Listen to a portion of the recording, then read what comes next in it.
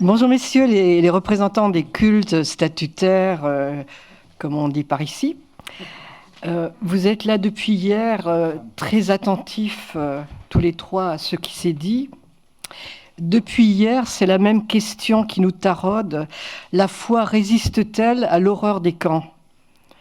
Quel regard nos cultes respectifs portent-ils près de 80 ans après la libération des camps sur la déportation ? Le regard sur Dieu, l'enseignement de la Torah et de la Bible ont-ils changé à l'aune des camps ? Quelle leçon pour aujourd'hui, alors qu'il y a à nouveau une guerre en Europe entre chrétiens orthodoxes ? Pour commencer, pourriez-vous nous dire quand vous avez entendu parler de la déportation pour la première fois ? Je commence par Thierry Hubert. Il est dominicain, producteur du Jour du Seigneur sur France 2. Il connaît bien Strasbourg, puisqu'après des études de théologie, c'est ici qu'il a été ordonné dans cette cathédrale prêtre en 2008. Vous aviez passé auparavant une agrégation de mathématiques et enseigné à Rennes. Vous êtes vice-président de l'Association française des familles du camp de Flossenbürg. La déportation fait d'évidence partie de votre histoire familiale. Oui, merci Yolande.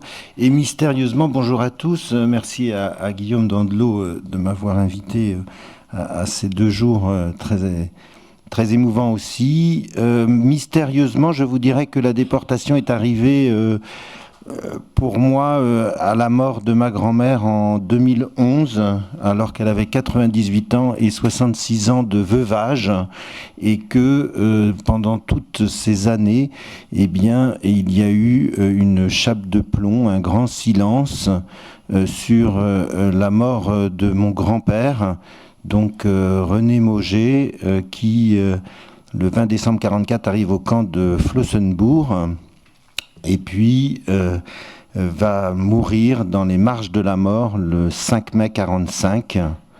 Je voudrais rendre hommage à Armand Hutz, qui est un Alsacien qui est décédé l'an passé à presque 100 ans, et c'est lui qui va écrire le 24 octobre 1945 à ma grand-mère pour dire « Hélas, il est mort ». Voilà. Donc mystérieusement, dans la trajectoire de mon grand-père, qui, fils de boulanger, avait fait des études qui l'avaient amené à faire Centrale Paris, et qui était fils unique après avoir perdu son frère et ses sœurs. Enfin, il avait un frère et une sœur en bas âge. Ses parents donc se retrouvent avec cet enfant dans lequel ils mettent plein d'espoir et qui meurt le 5 mai 1945.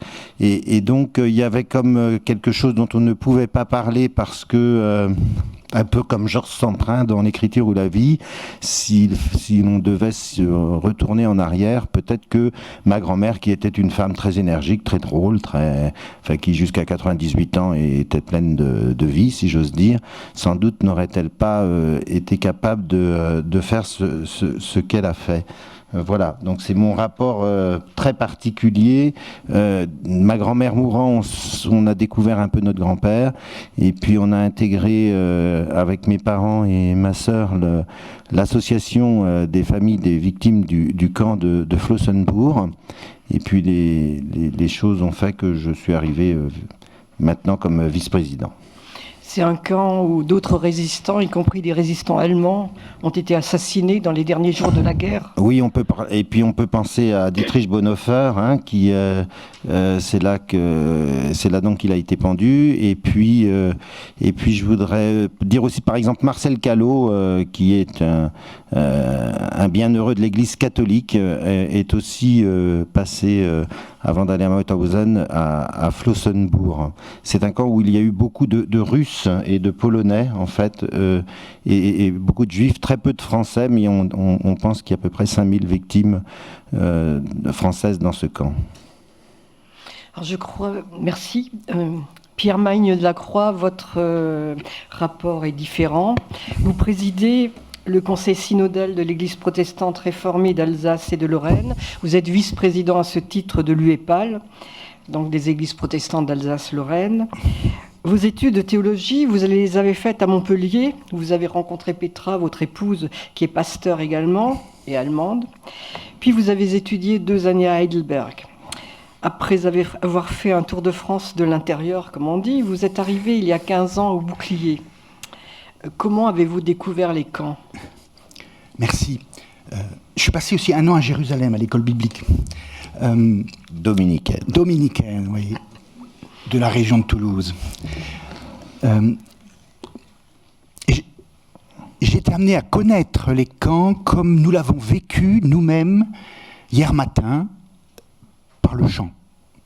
Tout a commencé par Nuits et brouillards. Ils étaient 20 et 100. Et mon premier contact a été par les chants que j'ai appris dans le scoutisme. J'étais scout protestant. On chantait beaucoup, Nuits et brouillards, le chant des marais aussi, loin dans l'infini. Le Bella Ciao. Et donc c'est par ces chants que j'ai appris à connaître cette histoire, cet héritage. Donc d'où l'importance de la transmission par l'art, par le chant, par quelque chose qui nous touche et auquel on peut participer, même si on ne comprend pas encore de quoi il s'agit. Il faudra du temps. Ça, c'est un premier terrain, je dirais. Le second terrain a été une culture qui m'a été transmise par le protestantisme, d'une certaine solidarité, je dirais, historique, depuis la révocation de l'hymne Nantes, la République, l'émancipation, la liberté de culte, l'universalisme, la démocratie, les Dreyfusards, qui a lié le protestantisme avec le judaïsme, et même dans une stigmatisation commune. Hein. J'ai encore cette mémoire de ce groupe stigmatisé que sont les juifs, les francs-maçons et les protestants. Voilà. Alors nous, on était en 3e ligne. Mais je veux dire, quand j'entends ça laisse une sensibilité particulière. Et donc toute l'histoire du Chambon-sur-Lignon, de celles et ceux qui ont accueilli. Voilà, donc je suis héritier, c'est comme ça que j'en ai entendu parler. Puis aussi, je suis protestant européen. Donc je suis aussi héritier du protestantisme allemand, qui même si, on l'a dit, a eu l'église confessante, Bonhoeffer, Niemöller, est quand même une église qui ne s'est pas opposée, qui a voté en partie aussi pour les nationaux-socialistes en 1933, et qui a, par son enseignement, peut-être par sa passivité, sa non-résistance, permis l'héritage qui a été ensuite celui du mouvement nazi. Voilà, donc il faut aussi dire cet aspect. Peut-être j'ai 3 héritiers, c'est un 4e comme les 3 mousquetaires qui sont 4. En fait, j'ai un grand-père aussi qui était héros de Verdun et Dunkerque, mais qui était pétainiste. Voilà. Il était pétainiste, hein, et pour lui, les ennemis de la France, c'était les juifs, les francs-maçons et les protestants. Bon, le petit-fils est devenu pasteur, voilà. Ça. Voilà, mais... Oui, mais ça marque aussi, hein, on l'apprend. Voilà. Non, mais il est bon de le rappeler de temps en temps. Alors, je me tourne vers Harold Abraham Weil. Vous êtes grand rabbin de Strasbourg et du Bas-Rhin depuis 6 ans. Né à Schiltigheim, vous avez étudié en Israël et au séminaire israélite de Paris. Avant de venir à Strasbourg, vous avez été rabbin à Anvers et à Toulouse. Si je mentionne Toulouse, c'est parce que vous avez vécu en 2012 l'attentat de Mera contre l'école juive de Toulouse, qui a fait 4 morts, dont 2 enfants, et une personne grièvement blessée. Vous êtes le descendant à la fois de rescapés et de déportés. Comment vous a-t-on parlé dans votre famille de la Shoah ? Alors, je ne m'attendais pas à cette question, Yolande. J'en profite, bien sûr, pour remercier Guillaume Dandelot pour son invitation et pour vraiment le côté tout à fait exceptionnel de ces échanges. J'ai une double culture, une culture séfarade du côté de ma mère et vous l'avez rappelé Yolande, du côté de mon père effectivement, une culture ashkénaze qui fait que je suis descendant de personnes à qui j'aimerais rendre hommage aujourd'hui, qui ont été déportées. Je pense à la sœur de mon grand-père paternel, à son mari et à sa fille, à leur petite fille qui ne sont jamais revenues d'Auschwitz. Je ne m'attendais pas à cette question, mais en réalité c'est une question que je ne me suis jamais posée pour la bonne et simple raison que pour moi la déportation, je pense elle fait partie de mon éducation, c'est un héritage filial, le grand rabbin Kaufmann en parlait tout à l'heure. Je me poserai la question de manière un petit peu différente différente, dans le sens où je pense que le rapport à la déportation évolue en permanence, et je pense que même en étant un héritier de cet univers concentrationnaire, eh bien, on est amené au cours de notre existence, et peut-être aussi par rapport aux fonctions qui ont été les miennes par la suite, à appréhender d'une manière un petit peu différente cet héritage. Alors je citerai peut-être trois étapes. Donc la première, c'est vraiment celle qui remonte à ma plus tendre enfance, où on ne m'a jamais caché l'existence de cette histoire. Bien qu'ayant eu une grand-mère, je dois le préciser, je n'ai malheureusement jamais connu mon grand-père paternel qui est décédé en 1954. Mais en ce qui concerne ma grand-mère paternelle, dont j'aime toujours rappeler la mémoire parce que je pense qu'elle a beaucoup inspiré la personne que je suis aujourd'hui, eh bien, ma grand-mère paternelle n'a que très peu parlé de son histoire, donc je pense que finalement c'est plus par mon papa, qui est présent d'ailleurs dans la salle, que je salue, que j'ai entendu parler de cette histoire et que je me suis familiarisé avec cette histoire, mon papa étant lui-même un enfant de la guerre, puisque né en décembre 43 en Dordogne, là où la famille s'était réfugiée. Il y a une deuxième étape qui est arrivée, je pense, à l'âge de l'adolescence, par la lecture d'un ouvrage. Alors, il y a tellement d'ouvrages qui ont été écrits, et je veux le citer parce que je sais que c'est un ouvrage qui est très polémique, qui a fait couler beaucoup d'encre. C'est la bande dessinée Maus d'Art Spiegelman. Voilà, c'est un ouvrage qui, moi, à titre personnel, je ne sais plus quel âge j'avais quand on me l'a offert, ce sont des cousins d'ailleurs du côté paternel qui me l'ont ramené des États-Unis en version française lors d'un voyage à Strasbourg, et je devais avoir 11-12 ans, je pense, et c'est un ouvrage qui m'a littéralement bouleversé. Et je pense qu'il a enclenché une deuxième lecture que j'ai pu avoir de la Shoah et de toute cette période. Et puis, il y a eu une troisième étape, il y en a eu sans doute beaucoup d'autres, mais je m'en tiendrai à 3 étapes, qui a été mon premier voyage à Auschwitz. J'avais 17 ans, et le consistoire à l'époque organisait des voyages dans la journée, avec un avion qui partait de Densheim, qui revenait le soir. Et c'est aussi un voyage qui m'a profondément bouleversé, qui m'a transformé. J'avais 17 ans, il y a eu d'autres voyages dans d'autres camps par la suite, mais celui-là, le premier, en tant qu'adolescent à 17 ans, est un voyage qui, bien sûr, a laissé beaucoup de traces, mais je pense m'a fait gagner beaucoup aussi en maturité. Merci. Alors on va revenir à la question. Beaucoup se sont demandé, et cette question est revenue au cours de ce colloque, où était Dieu dans cet enfer ? Alors pensez-vous que le Dieu miséricordieux de la Bible a pu tourner le dos aux hommes bafoués et même niés dans leur être, dans leur âme ? Alors la question s'adresse à chacun d'entre vous. Qui veut commencer ? Bien, il me semble que dans la culture catholique, la question du « où » me paraît très importante, parce que la culture catholique avait aimé mettre en valeur la question de qui est Dieu, et d'une métaphysique, disons, qui, grâce en plus à la culture philosophique grecque, eh bien, offrait un Dieu immuable, impassible, sans changement, etc., qu'on enseignait beaucoup, et que ce Dieu-là, en tout cas, il est mort après Auschwitz, et que tout d'un coup, ce n'était plus la question de qui est Dieu, mais où est Dieu ? Où est Dieu, c'est-à-dire où est Dieu, celui que nos traditions vont confesser comme le Seigneur des Seigneurs, en fait. Où est-il dans l'histoire des hommes ? Voilà.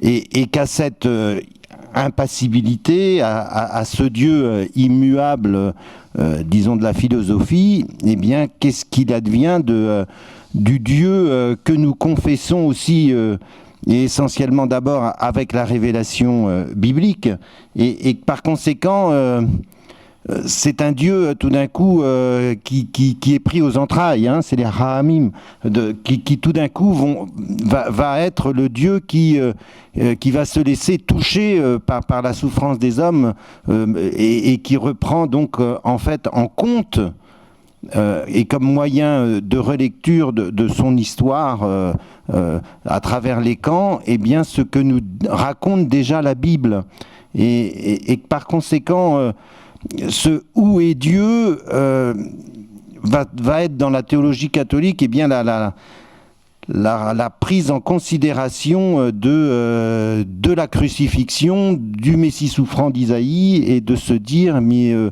eh bien, s'il est quelque part, il ne peut être que dans les traits défigurés de cet homme qui meurt sur la croix. Voilà.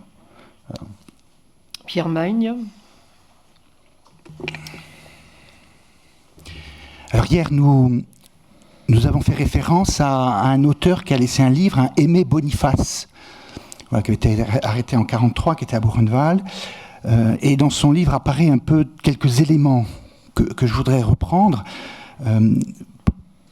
Pour lui, la spiritualité, alors qu'est-ce qu'il faut dire, la présence, s'exprimait d'une partie avec le minimum de solidarité et de fraternité, notamment il parle de son ami Albert, sans lequel il n'aurait pas survécu. Donc la présence s'exprimait ou se vivait par cette présence humaine et cette solidarité. Ensuite, il le disait, et j'étais touché ce matin qu'un des exposés était illustré ou marqué ou développé par des citations de psaumes. Voilà. Et il disait, un des éléments de présence était aussi le mâchouillage d'un certain nombre de textes, de chants, de mélodies, notamment, alors il y avait La Fontaine, il y avait du Victor Hugo, mais il y avait aussi des psaumes où, mais elle l'a développé très bien ce matin, en fin de compte, le fait simplement de dire permettait d'exprimer quelque chose d'essentiel. Voilà. Tout ce qu'elle a dit sur la prière. Voilà. Et puis le troisième lieu de présence, peut-être que Aimé Boniface a développé, c'était aussi ce minimum de capacité de faire ensemble des gestes, de faire ensemble des paroles, mais aussi de faire ensemble des objets ou de faire ensemble de la solidarité qui exprimait, alors qu'est-ce qu'il faut dire, une présence ou en tout cas un attachement, y compris dans les paroles de révolte, de contestation ou d'accusation contre Dieu. Voilà. Un des psaumes qui disait souvent, c'était le psaume 2 qui a été cité ce matin. Pourquoi m'as-tu abandonné ? Cette question devait revenir encore plus chez les Juifs. Oui, non seulement elle revient encore plus chez les Juifs, mais je pense qu'il ne se passe pas une semaine ou un mois sans qu'une rencontre avec une personne déportée, ou en tout cas héritière de cette histoire de la déportation, n'en vienne à nous poser cette question, à nous interroger, surtout nous en tant que rabbins.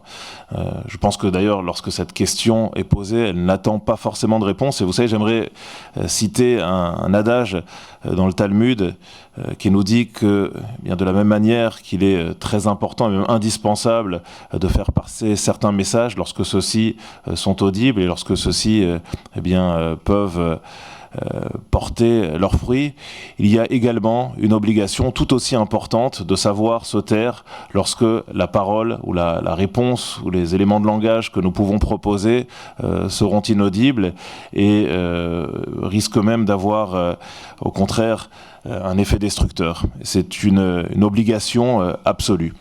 Donc il me semble que la pudeur invite à une certaine réserve. Voilà, pour autant, bien sûr, la réflexion que nous posons aujourd'hui, et d'ailleurs je me permets une petite digression, mais elle est presque finalement un préambule à mes propos, la question que l'on se pose dans ce colloque depuis hier est une question qui est teintée d'un certain sentiment de culpabilité, comme si finalement cette question avait un côté un petit peu irrévérencieux. Voilà, je veux rappeler que tout au long du récit biblique, cette question se pose, et cette question a été posée par les plus grands personnages de la Bible. Cette question a été posée par Abraham d'une certaine manière, même si elle a été posée silencieusement. Elle a été posée par les autres patriarches.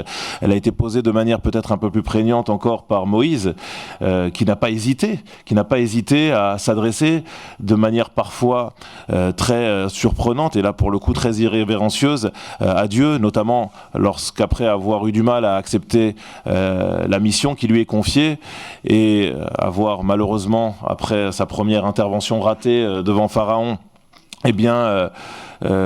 constaté donc l'échec de l'échec de sa mission, en tout cas du début de sa mission, eh bien Moïse ne prend pas de gants lorsqu'il va s'adresser à Dieu pour lui dire mais finalement pourquoi m'as-tu envoyé si ma mission et si mon intervention n'a fait qu'alourdir la charge du fardeau qui pèse sur les enfants d'Israël.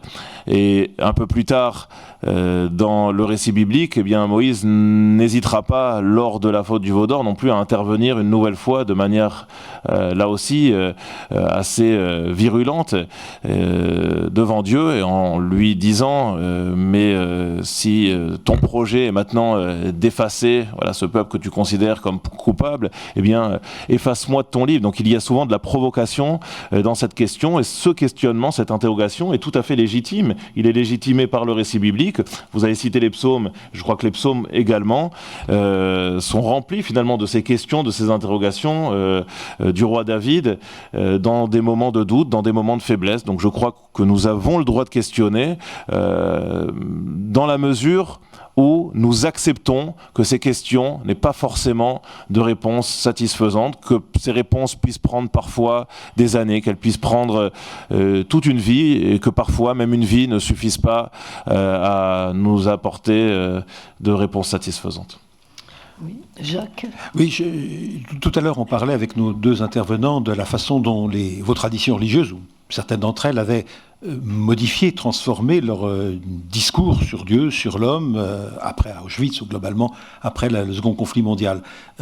C'est un aspect. Il y en a un autre aussi, c'est comment vos propres structures religieuses ont changé, ont bougé. Je prends que deux exemples. Les années qui suivent la guerre sont les années qui préparent le Concile Vatican II pour l'Église catholique romaine. Pour la communauté juive, c'est évidemment la création de l'État d'Israël, c'est un fait politique, on est d'accord, mais qui pose à chacun intimement la question de où est ma place sur le globe par rapport à mon Dieu et à mes frères. Il y a eu des grands changements que la guerre a induits, que la guerre a peut-être nourris, et dans lequel l'expérience dramatique d'Auschwitz et l'expérience de ceux qui ont partagé, qui l'ont partagé, a peut-être aussi porté des fruits. Est-ce que je me trompe? Peut-être à chacun d'entre vous. Oui, moi je rebondirais bien sur votre propos et tout en faisant un petit pas d'écart. C'est-à-dire que, pour reprendre mon grand-père, avant d'aller dans le camp de Flossenburg, il était dans un camp de prisonniers, le Flag 4D, près de Dresde. Et en fait, ce camp de prisonniers était un petit peu particulier parce que c'était plutôt un camp d'intellectuels, et à l'intérieur, on va retrouver le père Congar, qui est un des grands artisans de Vatican II, on va trouver Jean Guiton, qui est le seul laïc qui va aussi participer à Vatican II, et il y avait aussi 10 ecclésiastiques qui vont devenir évêques, dont 4 vont participer au Concile Vatican II, vous voyez. C'est-à-dire que, alors il s'agit d'un camp de prisonniers, mais combien dans ce camp de prisonniers va se vivre une fraternité, va se vivre, alors là ils avaient la possibilité ils avaient créé une université, ils avaient créé du théâtre, ils avaient créé des éléments cultuels. Il y avait beaucoup d'aumôniers, donc beaucoup de prêtres, et comment tout cela, le père Congar dans ses récits évoque bien aussi la transformation intérieure, où il évoque le fait que tout d'un coup, peut-être avait-il préféré jusque-là la recherche christologique au Christ lui-même. Vous voyez ? Et ce qui est fort, hein. Et donc, vous voyez comment tout d'un coup, ça devient un laboratoire de ce qui va se vivre après la guerre, hein, et aussi bien dans le domaine religieux que d'ailleurs le ministère de la Culture va naître quasiment de l'OFLAC 4D, vous voyez. Donc il y a toute quelque chose en genèse qui se vit à l'intérieur même de la guerre, et qui après, avec la connaissance des camps d'extermination et des camps de concentration, va prendre une profondeur encore plus forte. La question se posait à vous aussi. Oui, bien sûr. Alors effectivement, les défis ont été très nombreux après la guerre. Je pense que le grand rabbin Kaufmann en a dit un mot, et au travers de l'expérience qui a été la sienne dans la synagogue de la place des Vosges, je pense qu'on comprend bien les enjeux. C'est-à-dire comment faire évoluer une synagogue qui s'est transformée en un véritable sanctuaire de la mémoire, la faire évoluer au contraire en un lieu de vie, un lieu qui puisse continuer à transmettre une histoire, à transmettre une identité. C'est un défi vraiment c'est un défi très important, c'est un défi qui a également animé la communauté strasbourgeoise, qui s'est vécu, je me permets de le dire quand même de manière un petit peu différente selon bien sûr les lieux, selon les histoires. Je pense que les personnes qui ont eu la chance de revenir de la guerre comme une grande partie de la communauté strasbourgeoise, bien sûr, avec les affres cette obligation de se cacher, de cette obligation de vivre en permanence avec la peur de se faire attraper, mais qui n'ont pas forcément vécu l'enfer concentrationnaire, eh bien, les défis ne se sont pas posés de la même manière que pour ceux qui ont dû faire face à la reconstruction de la communauté après le retour des camps. Et pourtant, moi, je vous avoue que des années après, je reste encore très marqué et subjugué par l'énergie qu'a pu développer, alors je parle bien sûr de la communauté strasbourgeoise, qui est la communauté que je connais le mieux, cette communauté pour se reconstruire. Et les semaines, les mois qui ont suivi le retour de la communauté juive ici à Strasbourg, eh bien, on était déjà en train de s'interroger sur la place de la communauté, sur la place de la nouvelle synagogue, sur ce qu'elle devait porter, bien sûr en termes de transmission, en termes de valeurs. Et il me semble qu'un autre défi auquel nous sommes confrontés aujourd'hui, avec les 3e et les 4e générations, c'est comment faire cohabiter maintenant ces 3e et 4e générations qui, elles, ont pu prendre un petit peu de hauteur par rapport à l'histoire de leurs grands-parents, de leurs arrière-grands-parents, de leurs arrière-arrière-grands-parents, qui font un cheminement un petit peu différent. Et voilà, je dois le dire, c'est très intéressant de voir certains jeunes qui ont été tenus très à l'écart de tout concept religieux pendant des années, et pour cause, on ne voulait plus parler de religion dans les familles au retour des camps, et qui, eux, eh bien, essayent, au travers de cette histoire, de redécouvrir un petit peu leur identité. Donc on a un espèce de retour, finalement, où cette identité est réinterrogée par les nouvelles générations, et le défi est aussi de faire cohabiter un petit peu ces interrogations qui sont celles de ces nouvelles générations avec leurs grands-parents, voilà, qui ont parfois un petit peu du mal peut-être à vivre cette réinterrogation, cette évolution et ce retour parfois même vers la pratique religieuse. Oui, j'allais dire que je ne sais pas si certaines personnes, si ces grands-parents ont perdu la foi, mais moi je connais des familles juives qui sciemment ont tenu à se tenir à l'écart pour protéger justement leurs descendants en disant voilà, on n'est plus juif, on veut plus que ça se reproduise. Ça, on est passé au-delà maintenant.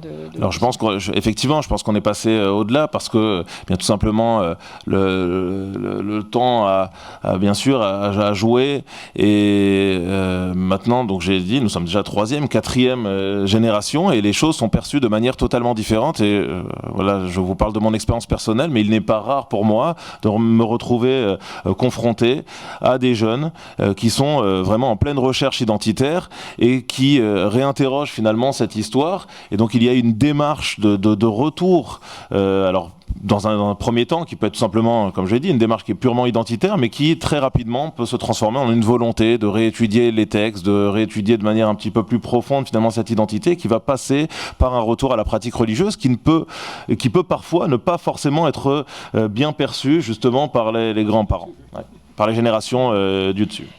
Pierre Magne, est-ce que ça se pose aussi dans le protestantisme ? Oui. Alors, les églises ont-elles évolué après la guerre ? Est-ce que se sont réformées ? Oui, elles devraient se réformer toujours. Mein lieber Gott, oui. Alors, pour pas répéter ce qu'ont dit mes deux collègues, je dirais, alors bien entendu, on ne peut pas parler de Dieu avant comme après.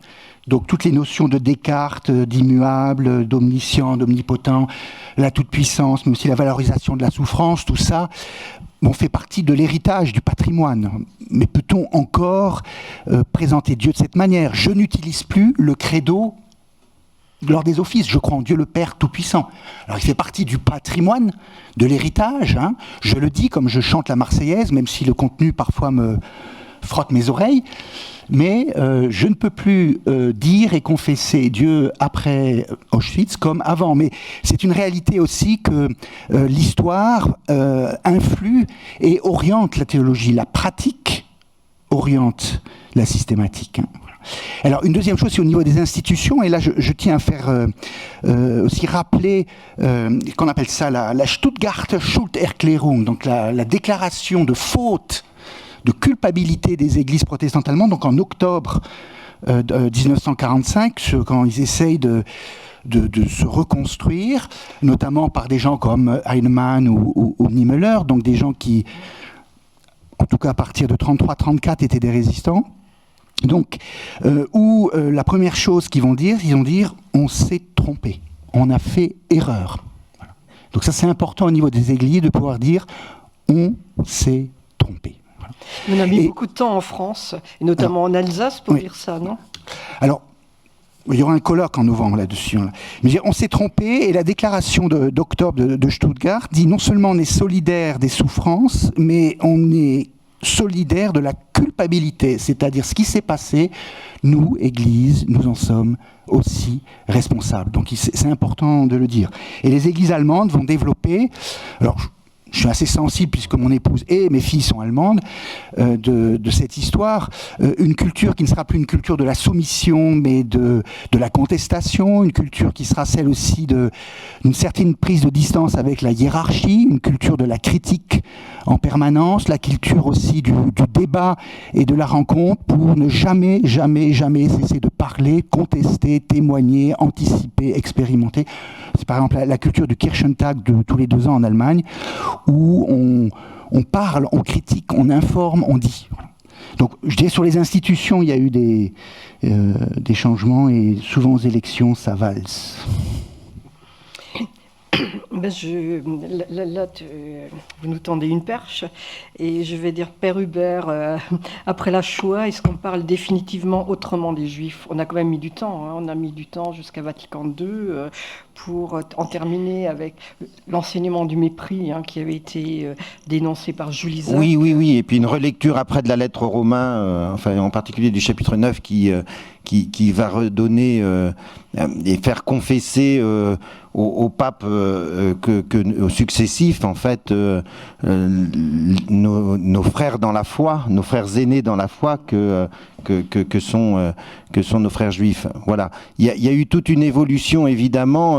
On peut noter que, et c'est très important ce qui a été dit tout à l'heure, c'est-à-dire que tout d'un coup, en tout cas l'Église catholique ne va plus essayer de considérer la théologie comme des principes immuables non plus, mais comme inscrite dans le temps. On doit beaucoup ça aux dominicains Congar et Chenu, mais qu'il n'y a pas de théologie qui ne soit pas contextualisée, qui ne soit pas historicisée. Et donc on a besoin de gestes et de signes très forts, et que Jean-Paul II a été un des grands chantres de ce rapprochement et de gestes forts de visite de synagogue, jusqu'au pape François aussi, quand à Jérusalem il est allé non seulement dans un signe avec les Juifs, mais aussi avec les musulmans devant l'esplanade du temple, et qu'il y a eu ce moment où ils se sont rassemblés. Donc évidemment, ces gestes marquent les communautés chrétiennes. Je dirais toujours que il y a toujours action et réaction en même temps, hein, et qu'il y a toujours aussi des résistances dans certains tissus catholiques à admettre et à comprendre ces évolutions, parce que derrière il y a une idée. Il y a une idée de principe de ce que serait le dogme catholique qui ne peut pas entrer en discussion avec l'histoire, quoi. Et ça, c'est compliqué. Alors, je me retourne vers Pierre Magne-Lacroix. On a entendu que les nazis ont mis en avant les écrits anti-judaïques du vieux Luther. On peut quand même se dire que les églises luthéro-réformées françaises, y compris l'UEPAL, ont attendu 2017 et la commémoration des 500 ans de la Réforme pour avoir une déclaration fraternelle et de la Fédération protestante de France et de l'UEPAL envers le judaïsme. Pourquoi a-t-on mis tellement de temps? Parce qu'en France, on ne se sentait pas coupable? Peut-être. Peut-être. On est marqué par son histoire et sa terre. Alors c'est vrai que quand je suis arrivé en Alsace il y a 15 ans, je suis un Hergelhofener, comme on dit, moi je venais d'une culture où parfois il fallait que j'explique que c'est pas parce que je suis protestant que je suis que juif. Voilà, j'ai été éduqué dans un temple qui était une ancienne synagogue à Aix-en-Provence où il y avait les deux menorahs encore. En fait, je suis bien embêté pour répondre à votre question là. Oui, peut-être parfois il faut du temps. Peut-être que l'Alsace est une terre commune entre l'Allemagne et la France, et que l'histoire à la fois de contestation, de résistance, et peut-être de soumission, et avec cet héritage, se conjugue, et qu'il faut du temps pour le travailler. Voilà, je ne sais pas quoi dire. Hein. Oui. Bon. J'ai la culture du mal-être. Oui. Non, mais ça vient quand même après ce colloque, c'est quand même une question qui se pose. Hein. Alors, je vais quand même me tourner vers vous, Harold Weil. Comment avez-vous reçu ces déclarations? Ces déclarations, voilà, je pense qu'elles ont été acceptées, elles ont très bien été acceptées par la communauté de manière remarquable. Elles ont aussi beaucoup favorisé, il faut le dire, un dialogue interreligieux qui était déjà présent, qui est, j'ai envie de dire, presque historique sur cette terre d'Alsace, mais ce qui n'était pas forcément le cas dans d'autres régions. Et je ne pense pas me tromper. Là, encore une fois, je parle de mon expérience personnelle, puisque j'ai exercé sur d'autres terres. Je pense pouvoir dire que ces déclarations ont véritablement permis de renouveler un dialogue, peut-être d'apprendre à se redécouvrir, d'apprendre à pouvoir à nouveau discuter, communiquer, et d'une certaine manière même communier. Voilà, je pense que c'est en tout cas quelque chose qui a été véritablement un tournant dans l'histoire des rapports que nous entretenons. Il y a une autre question qui me paraît importante avant de conclure, surtout par rapport à la guerre en Ukraine actuelle, c'est celle du libre arbitre. Comment vos religions transmettent-elles aujourd'hui, aux jeunes d'aujourd'hui, la question de responsabilité? La question « Où est ton frère? Qu'as-tu fait de ton frère ?» Vous voulez commencer? Voilà. Alors, là, il faudra organiser un autre colloque autour de la question du libre arbitre. Mais voilà, je pense bien sûr qu'on ne peut pas l'éluder. Voilà, peut-être pas eu, même si ça a été fait bien sûr par les autres intervenants lors des interventions hier et aujourd'hui. Les explications que l'on essaye d'apporter à l'inexplicable. Parmi ces explications, il y a bien sûr, ça a été dit, redit, la place de l'homme, la responsabilité qui est la sienne, comment la mettre en perspective avec l'intervention de Dieu. Est-ce qu'on ne peut laisser finalement qu'à la responsabilité de l'homme et à son libre arbitre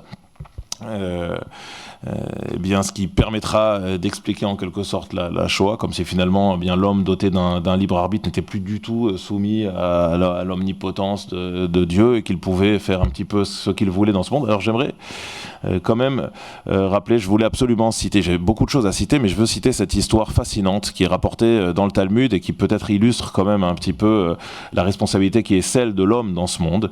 J'aurais pu choisir beaucoup d'exemples. Celle-là, cette histoire est particulièrement marquante. C'est une discussion très technique, très pointue. C'est pas finalement le fond de la discussion qui nous intéresse, mais plutôt la tournure qu'elle va prendre entre Rabbi Yehoshua et Rabbi Eliezer. Rabbi Yehoshua étant pour le coup soutenu par l'ensemble des étudiants qui se trouvent dans le Beth Midrash, dans la salle d'études lors de cette discussion, et Rabbi Eliezer lui un petit peu seul avec sa position maintenant. Alors c'est une discussion autour d'un four, de savoir est-ce que ce four, ayant été en contact avec le cadavre d'un animal, est resté pur ou impur, mais c'est la tournure que va prendre cette discussion. Vous savez, les échanges sont souvent très soutenus à l'intérieur d'une maison maison d'études, et voilà, il n'est pas rare de voir deux personnes, le ton monté en tout cas, et deux personnes que l'on pourrait extérieurement considérer comme des ennemis jurés, et puis qui vont ressortir main dans la main, aller boire un café une fois cette discussion passée.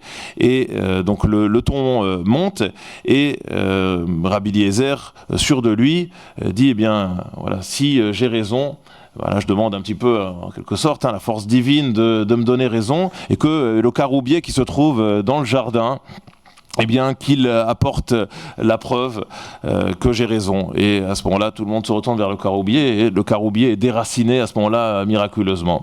Bien sûr, Rabbi Yehoshua qui est en face, et qui représente la voix majoritaire, ne se laisse pas se démonter, et il se dit, mais ce n'est pas un caroubier qui va nous apporter la réponse à cette question. Il dit, bon, très bien, alors si le caroubier n'est pas suffisant, eh bien, il y a le cours d'eau qui passe juste derrière la maison d'études, et bien que ce soit le cours d'eau qui puisse apporter une réponse à cette question. Et on lui dit que juste au moment où il va prononcer ces mots, eh bien, l'eau se met à remonter à contre-courant. Voilà, ce qui, encore une fois, laisse Rabbi Eliezer de Rabbi Yehoshua de marbre, qui va lui dire, mais écoute, ce n'est pas un cours d'eau qui va mettre un terme à cette discussion. Il dit, bon, si un cours d'eau n'est pas non plus suffisant, eh bien, que ce soit les murs de cette maison d'études qui nous en apportent la preuve. Et là, le Talmud nous dit que les murs ont commencé un petit peu à s'affaisser, mais voilà, par respect, malgré tout, pour Rabbi Yehoshua, eh bien, ils ne sont pas complètement tombés, et donc voilà, sans doute, voilà, si le plafond se trouvait à 3 mètres, voilà, il est tombé à une hauteur d'1,50 m, et la discussion a donc pu se prolonger, et Rabbi Eliezer tente voilà, un coup de poker. Il a compris que c'est sa dernière chance. Il dit, bien, finalement, si ni le caroubier, ni le cours d'eau, ni les murs de cette maison d'études n'ont été suffisants pour justifier la véracité de mes propos, eh bien dans ce cas-là, que ce soit une voix céleste qui puisse me donner raison. Et le Talmud, la Gemara, poursuit en nous disant que à peine ces propos énoncés, effectivement, une voix céleste s'est faite entendre en donnant raison à Rabbi Eliezer. Et à ce moment-là, il y a une chose absolument incroyable, vraiment, je terminerai parce qu'il n'y a rien à rajouter finalement à ce passage talmudique. On nous dit que Rabbi Yehoshua, presque fou de rage, monte sur la table à ce moment-là, et il lève les yeux au ciel, et il dit « Lo bashamayim hi ». Voilà, la Torah ne se trouve pas dans le ciel, voilà, ce n'est pas une bat kol, ce n'est pas une voix céleste de nous dicter ce que l'on doit faire ici même sur terre. Voilà, ça a été la fin de la discussion, et je crois qu'il n'y a pas grand-chose à rajouter finalement à ce passage talmudique. Savoureux. Oui, c'est parfait. Voilà. Ça n'existe pas chez vous, non, ce genre de choses? Qui veut répondre? Libre arbitre, responsabilité, transmission de la responsabilité. On a beaucoup à apprendre de l'humour de nos sœurs et frères aînés. Hein, voilà. Mais vous posiez la question quoi de l'Ukraine, hein, alors, s'il y a quand même une question, je redeviens sérieux, hein, que diront de nous les gens dans un siècle ou deux? Parce que là, je porte un regard sur le passé. C'est vrai que je suis aussi héritier de cette culture du pacifisme, de la réconciliation, de la paix, de la culture de la rencontre, et que peut-être les événements me font remettre en présence la question aussi du droit international, la question de la justice, la question de l'histoire que nous portons, et de la nécessité, alors c'est aussi une tradition, hein, de la protection de l'étranger, de la veuve et de l'orphelin, et donc de se rappeler que l'homme est un loup pour l'homme, hein, on reprend, je crois que ça remonte à Plaute, et qu'il y a une nécessité aussi de défense. Voilà. Mais je ne vais pas la justifier ou l'excuser ou la... Voilà. Moi, je pense que la question est assez grave parce que on parlait de transmission de 4e ou 5e génération, etc. Et que on voit quand même que nos communautés peuvent avoir des jeunes qui d'une certaine manière se radicalisent par rapport à ce que nous pouvions vivre, ou qui sont, disons, dans une telle quête identitaire qu'ils en oublient l'autre différent, quoi.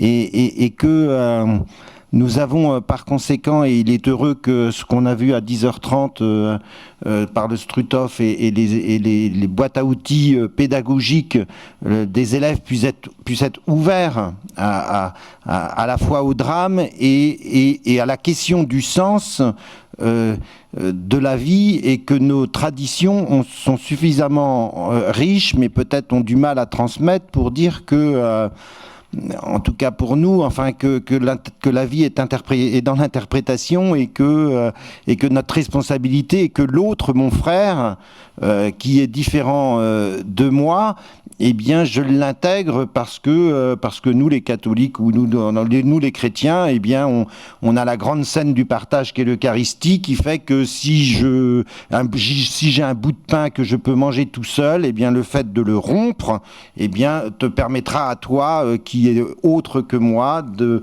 manger aussi, et on sera en communion. Enfin voilà, enfin c'est magnifique en quelque sorte quand même ce qu'on porte, et pourquoi tout d'un coup même des gens de nos communautés vont avoir une sorte de rétrécissement, peut-être par peur, parce que le monde fait peur et que nous n'avons pas assez aussi c'est notre responsabilité de dire combien Dieu avec nous nous dit de ne pas avoir peur.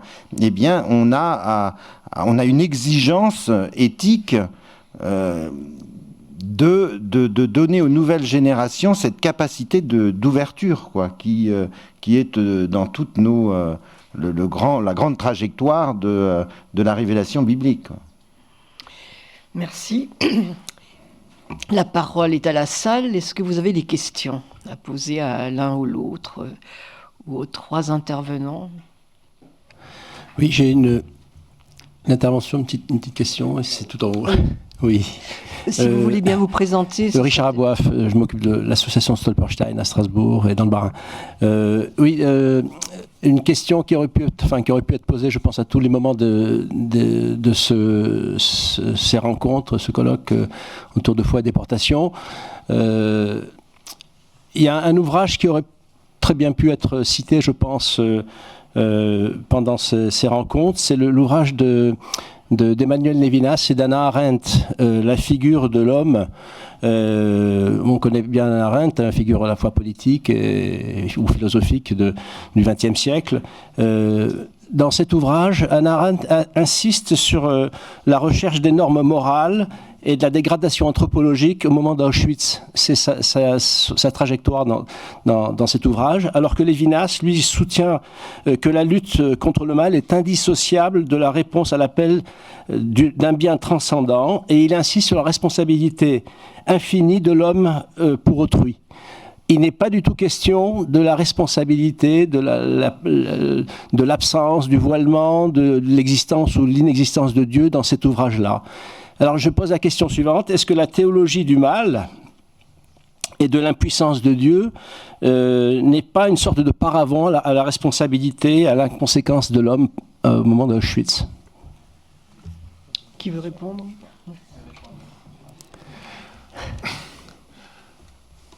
Non, Richard, oui, ta question est excellente, elle est un peu provocatrice, même, elle est un peu, voilà, un peu osée. Voilà, je pense qu'il faut rappeler que dans notre conception à nous de la responsabilité de l'homme, et même d'une manière plus large, de la pratique des commandements, il y a une volonté finalement pour l'homme de ressembler à Dieu. C'est-à-dire que s'inscrire finalement dans le projet que Dieu a voulu pour l'homme, c'est essayer au travers de ces différents commandements et du rapport que nous entretenons à la fois avec les autres mais avec Dieu. Et je rappelle que c'est finalement dans le rapport que nous entretenons avec les autres que nous nous réalisons et que nous arrivons finalement à parfaire et peut-être à comprendre un petit peu mieux le rapport que nous devons d'entretenir avec Dieu. Et donc finalement, je pense que cette question-là, ce rapport moral est consubstantiel finalement de cette responsabilité que tu soulignais, Richard, de l'homme. Et alors, je ne sais pas si on a finalement, au terme de ce colloque, apporté une véritable réponse à la question qui a été posée. Où était Dieu? Est-ce que Dieu était présent dans les camps, et est-ce qu'on a véritablement répondu à la question du mal. Effectivement, moi, Richard, je te rejoindrai plutôt dans notre conception sur le fait que c'est effectivement plutôt un paravent qui tend un petit peu à dégager la responsabilité qui a été celle de l'homme, et que finalement c'est au travers de la manière dont l'homme va agir et dont l'homme va se saisir de ses responsabilités ou non que l'on fait émerger ou non justement cette présence divine. Donc finalement l'homme lui-même, en niant les valeurs qui sont les siennes et qui sont censées l'animer dans la construction de ce monde, eh bien, j'ai envie de dire, va lui-même, en quelque sorte, extraire finalement la présence de Dieu des camps. Donc ce sont finalement deux choses qui sont intrinsèquement et inétricablement liées. Oui, je dirais peut-être deux pistes, parce que j'ai pas la réponse à cette question très difficile. C'est que à la fois, si on regarde un peu dans l'évangile de Luc, face à la question du mal, l'action, enfin Jésus, ce qu'il fait, c'est qu'il agit, voilà, et qu'il agit contre. Voilà. Et qu'il va guérir, et qu'il va remettre debout, et qu'il va ouvrir les yeux et les oreilles, etc. Et donc que l'éthique chrétienne, en tout cas, devant l'aporie de cette question, elle est un agir. Voilà. Et donc une responsabilité devant autrui. Et puis la deuxième piste, peut-être que j'explorerais, c'est que en fait,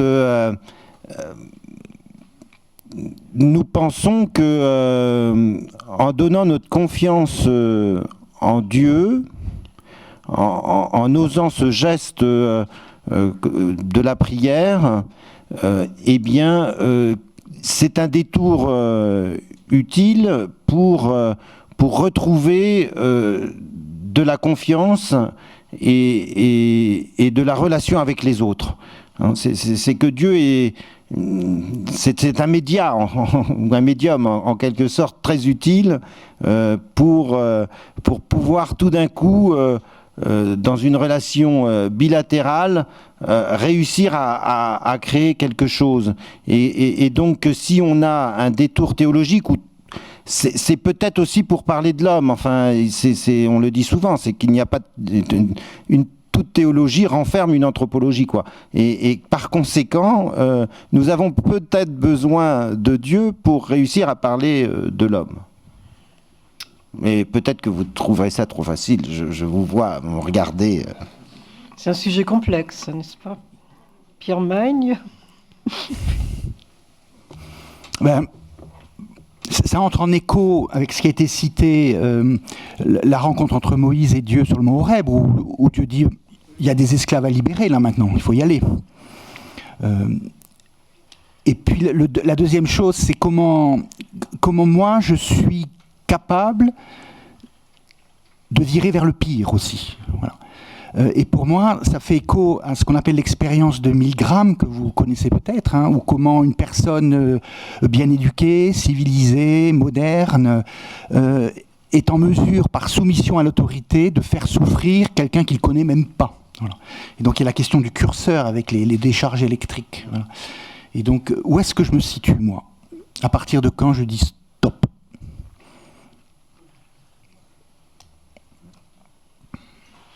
Une autre question?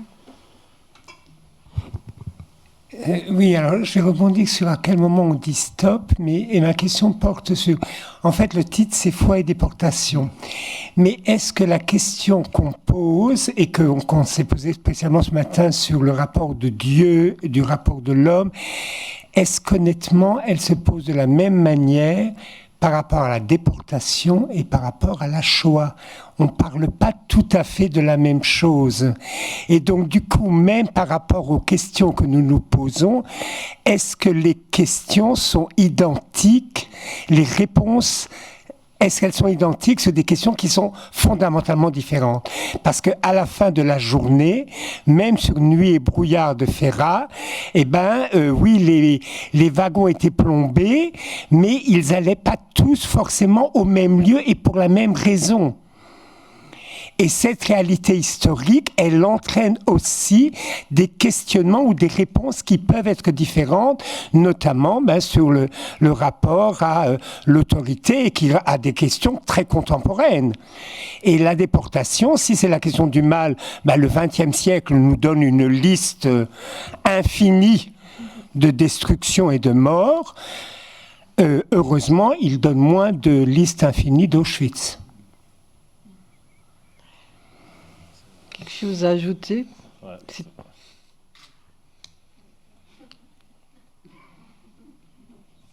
Écoutez, merci. Mais au moins... Oui. Non, je pense à ça. Non, je vous remercie pour votre question. Je pense qu'elle elle demande un peu de réflexion. Je vous aurais bien répondu tout de suite, mais je veux pas répondre dans la spontanéité. Je pense que ça nourrit beaucoup de réflexion chez moi et je veux bien que vous me laissez 10 minutes, un quart d'heure de réflexion et je continue la discussion avec vous après. Une autre question?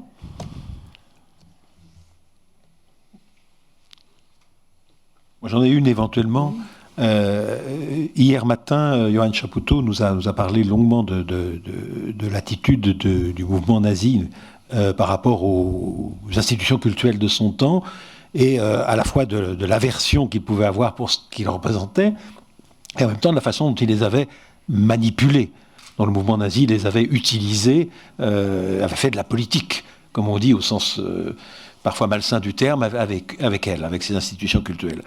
Or, l'Europe de l'époque était très différente de celle qu'on vit aujourd'hui sur le plan culturel.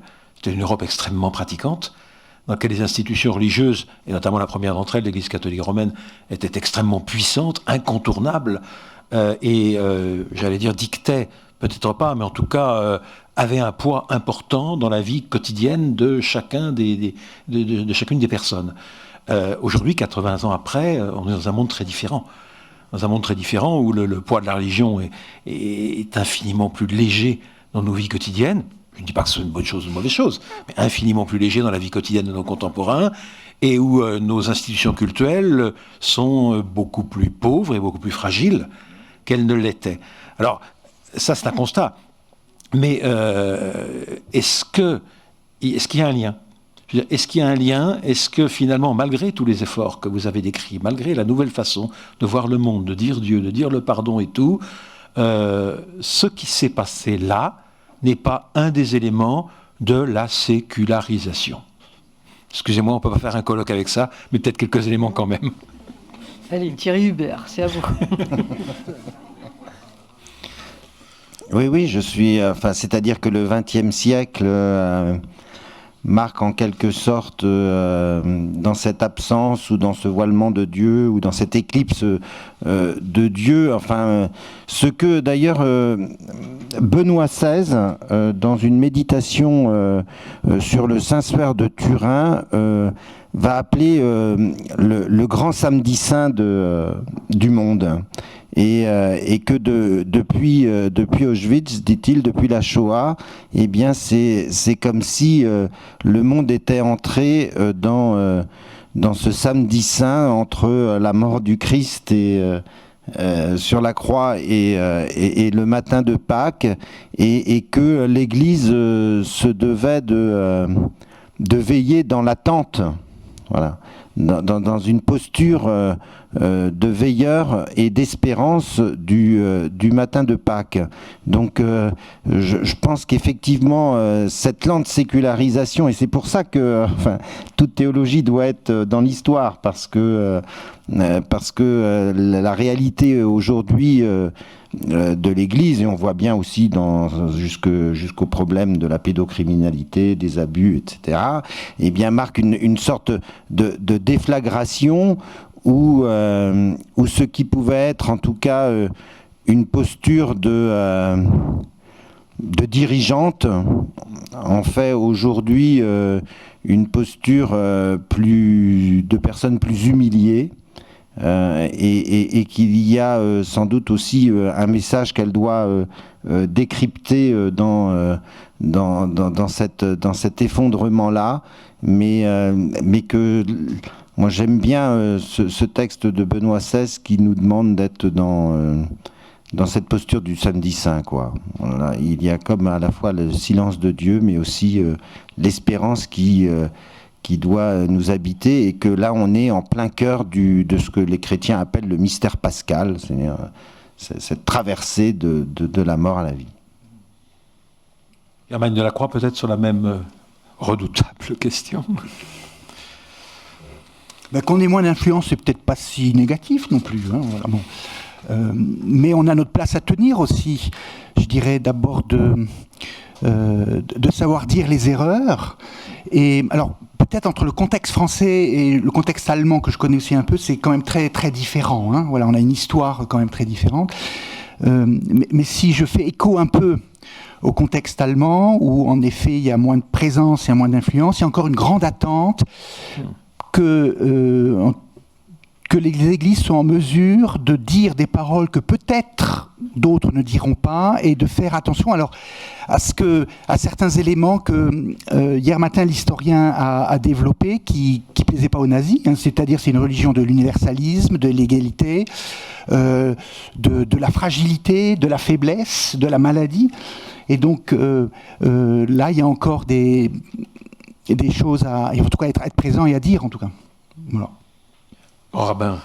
Alors, je sais pas, moi je vais les choses de manière un petit peu différente. Bon, de toute façon, la question ne se pose pas de la même manière, là, d'autant plus que la présence juive a toujours été voilà, plus minoritaire et moins influente. Enfin, bon, c'était pas l'avis d'Hitler, mais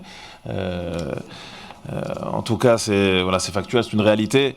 Moi, j'ai plutôt l'impression que c'est un petit peu l'inverse qui s'est passé. Je vois la manière dont nos communautés se sont reconstruites après la guerre, la manière, je parlais de ces 4e générations, 5e générations, qui se réinterrogent, qui réinterrogent leur foi, qui réinterrogent leur rapport à la communauté. Et je perçois plutôt aujourd'hui, je sais pas, c'est propre, alors c'est en partie propre, c'est sûr à Strasbourg, c'est un exemple particulier, mais c'est propre à d'autres communautés.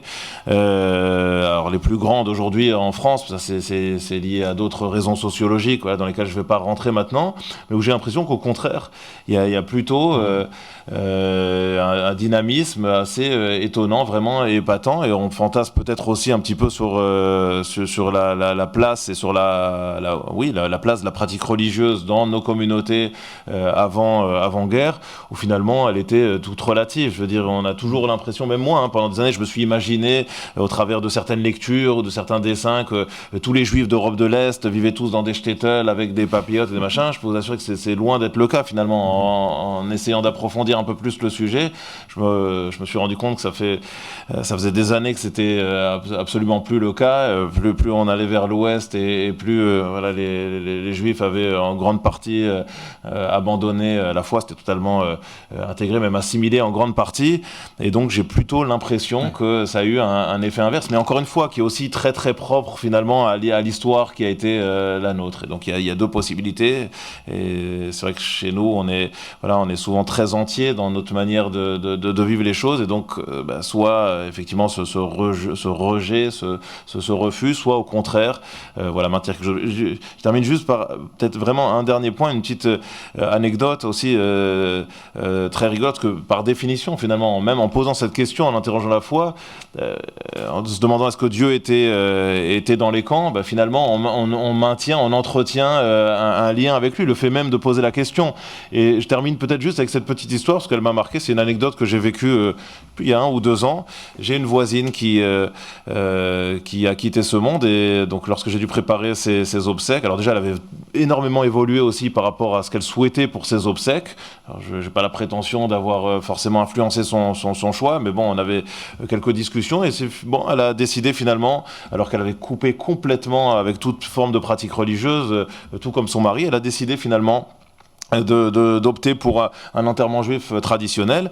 Donc sa fille est venue me parler de l'histoire de sa maman. Donc on reprend un certain nombre d'éléments de sa vie, et puis elle me dit comme vous le savez, monsieur le grand rabbin, au niveau pratique religieuse, j'ai pas grand chose malheureusement à vous dire, parce que chez nous, je veux dire, il fallait surtout pas parler de religion. Mon papa, lui, la première chose qu'il a faite en arrivant en France, c'était immédiatement de troquer son nom qui était bien, son prénom qui était bien juif, pour un prénom français, il voulait absolument pas pouvoir être identifié comme juif. Et elle me dit, chez nous, finalement, le seul moment de l'année qui était marqué, c'était la journée de Yom Kippour. Et je dis, ah oui, mais je lui dis, mais comment? Alors, j'ai dit, j'imagine que votre papa, votre maman venaient 1 heure à la synagogue. Elle me dit, ah non, non, pas du tout. Chez nous, le jour de Yom Kippour, on organisait un grand repas à midi, un grand repas de famille. C'était le repas de famille annuel et on se réunissait le midi de Yom Kippour. Voilà, alors on peut le voir bien sûr comme un signe de provocation, de protestation. Alors que vous jeûnez, non? Voilà, mais ça m'a beaucoup. Alors, moi, elle pensait me choquer, et moi au contraire, ça m'a beaucoup amusé parce que je me suis dit finalement, c'est incroyable de voir que même au travers finalement de ces familles qui avaient absolument voulu expurger vraiment leur vie de toute présence divine, eh bien finalement, on tenait encore à marquer alors, ce signe qui était un signe de provocation ou de révolte vis-à-vis de Dieu, mais qui marquait de manière extrêmement forte l'identité juive et la présence de Dieu. Donc on a un grand éclat de rire et voilà, ça montre à quel point finalement ce rapport est très ambigu, très complexe.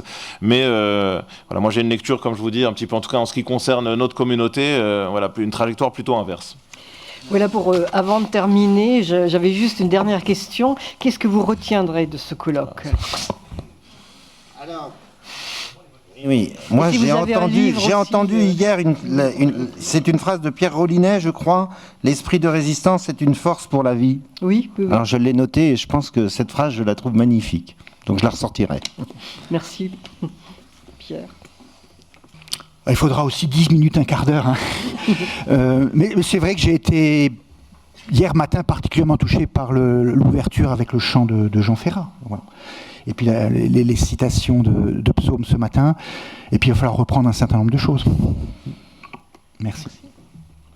Voilà, moi ce que je retiens, c'est simplement la richesse des propos qui ont été entendus. Ce que je retiens aussi, c'est la possibilité d'organiser un tel colloque aujourd'hui. Oui. Voilà, je pensais vraiment pas, avant que Guillaume Dandelot ne vienne me voir, qu'une chose, voilà, qu'un tel sujet aurait sa place ici même, dans ce magnifique hémicycle de la région du Grand Est. Donc ça, c'est aussi quelque chose, voilà, que je retiens de ce colloque. Et puis, puisque Yolande me propose, mais même si on n'est pas là pour faire de la publicité, mais me propose de parler d'un ouvrage, donc je vous ai parlé de Maus, il y a beaucoup d'autres ouvrages par la suite bien sûr qui m'ont construit et qui ont fait évoluer mon rapport au monde de la Shoah.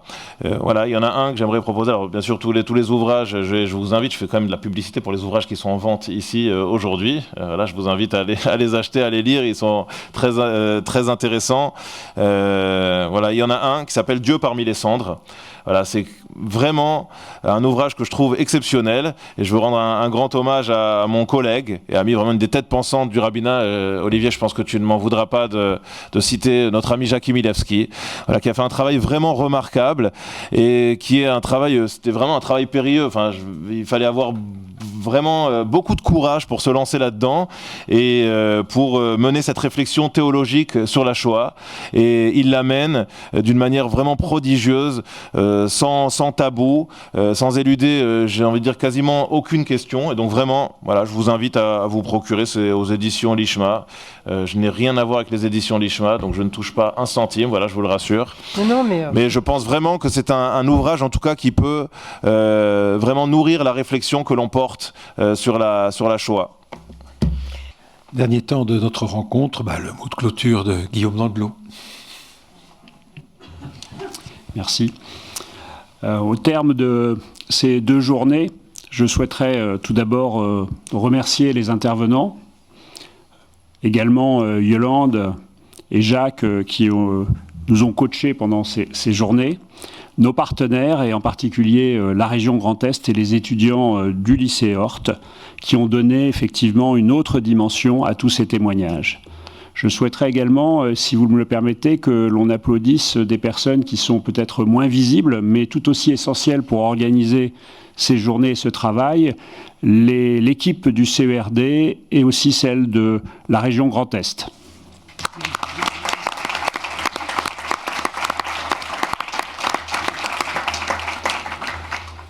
Ces journées, vous l'avez aussi compris, je crois, permettent de nourrir un projet de plus longue haleine, celui qui vous a été présenté tout à l'heure par Alain Geiger au nom du groupe de travail qui s'est constitué pour rassembler ces témoignages écrits, ces images, ces objets, ces dessins, symboles d'une humanité bien mise à mal, et effectivement de pouvoir les diffuser plus largement en les rendant accessibles pour les enseignants et surtout pour les élèves, tout en conservant une rigueur scientifique. Les connaissances, les éclairages que les intervenants ont apportés hier et aujourd'hui vont aussi nourrir ce projet. Je vous ai d'ailleurs parlé hier de la possibilité que vous aurez de retrouver ces échanges sur notre chaîne YouTube et sur d'autres plateformes si elles souhaitent les accueillir. J'ai oublié néanmoins de vous signaler que notre partenaire RSF fera également un podcast produit sur la base de nos échanges d'hier et d'aujourd'hui. Pour continuer sur des informations un peu pratiques et pour avoir aussi ma page de publicité, je me permets de vous informer et aussi de vous inviter à la prochaine conférence que nous organisons avec Sciences Po Strasbourg. Elle se tiendra dans peu de temps, le mardi 21 mars à 18h15 dans les locaux de Sciences Po, et cette conférence portera sur la persécution des tziganes en France et dans l'espace du Rhin supérieur.